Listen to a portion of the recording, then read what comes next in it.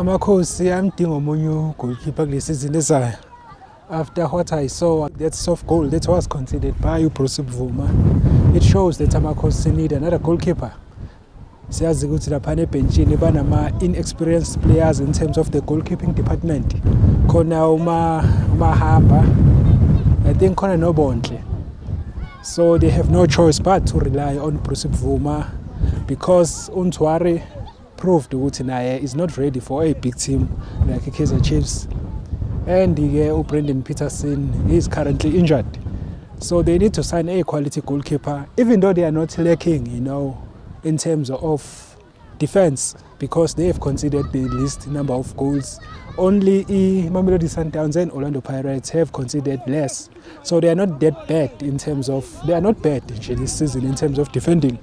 But they need a reliable goalkeeper as a second choice. So I think they need to look at Stanley Nwabali. As we know, that Stanley Nwabali is a free agent after parting ways with Chippa United in January. So he is currently on the market and Amakhosi should look into him. Nwabali is still in South Africa, training, keeping fit, and he is prepared to stay here in Mzansi in the following season.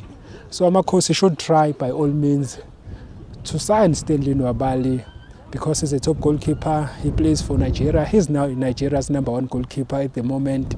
Because akanayo team.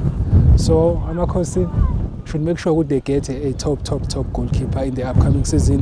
Uma kwenzeka ukuthi futhi again uBrendan Peterson uyalimala, they know that they have someone else they can rely on.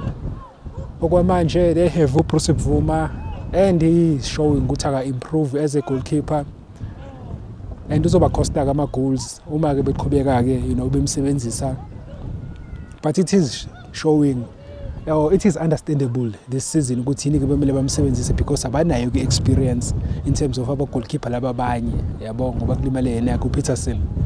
Kodwa ke kule season ezayo bazama ukuthi babheke yena kuStanley Nwabali. I think he will add value in that goalkeeping department.